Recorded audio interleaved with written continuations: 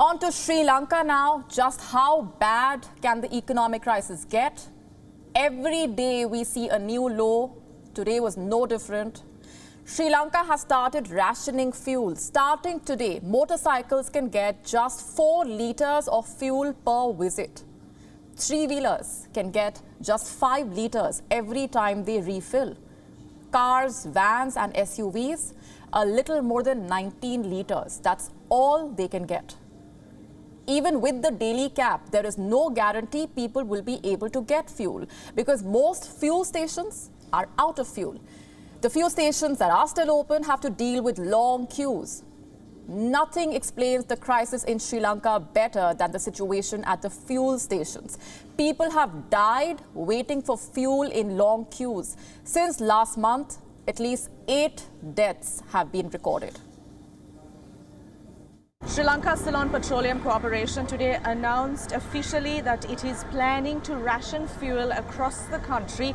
However, many fuel stations run by the CPC, as you can see right behind me, has run out of petrol and diesel. Nevertheless, citizens across the country in a desperate move are even willing to stand in line for hours, at times even exceeding 2 hours, to obtain the bare minimum of fuel here in the country. Sri Lanka has been reporting shortages of not only fuel but also of gas and certain commodities over the past few months due to its worsening economic crisis. There is a shortage of cooking gas as well. Sri Lanka's main gas retailer, Litro Gas, is completely out of stock. It has stopped supplying. The company says it hopes to resume the supply on Monday. The chairman of Litro Gas has resigned. His name is Theshara Jayasinghe. He is considered to be a strong ally of the Rajapaksas. The bigger worry, however, is the serious shortage of medicines. Doctors around the country have been issuing dire warnings. Sri Lanka imports 80% of its drugs. The government provides 2,500 drugs to the state-run hospitals. Out of this, 60 medicines are completely out of stock. 20 of these are life-saving drugs. As of last week, another 140 essential drugs are in short supply.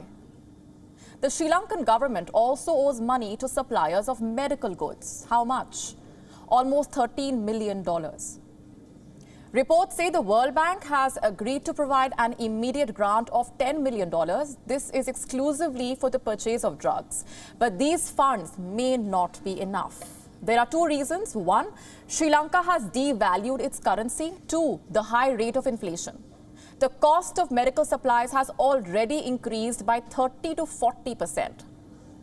One can survive without petrol for a few days, but the shortage of drugs could create a dangerous situation. It can put lives at risk. What does Sri Lanka need to stabilize supplies? At least $3 billion. That's what Colombo plans to demand from the International Monetary Fund. The meeting is next week. Sri Lanka wants an immediate release of funds, and it wants the IMF to get involved on another issue: the negotiations with the creditors. Sri Lanka wants them to settle the debts for less. Colombo may ask investors to take a loss. How much loss? 50% on interest payments and another 20% on the principal. Perhaps Sri Lanka wants the IMF's help to convince the creditors. Sri Lanka's Finance Minister, Ali Sabri, had a message for them. I'm quoting, "If you have been part of our prosperity and made money out of it, when we are not doing well, you need to take some sort of a haircut." That's going to be a long, protracted discussion.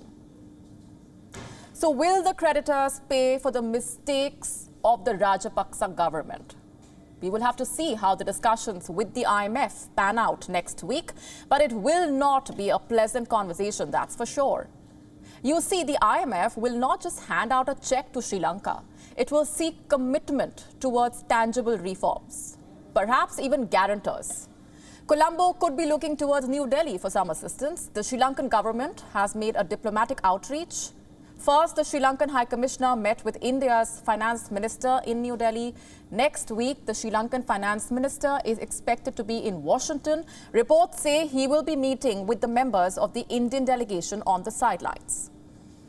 New Delhi has already dropped a hint. It might extend more financial aid to Colombo. We will know more next week, and we will be tracking all these developments. WION now available in your country. Download the app now. Get all the news on the move.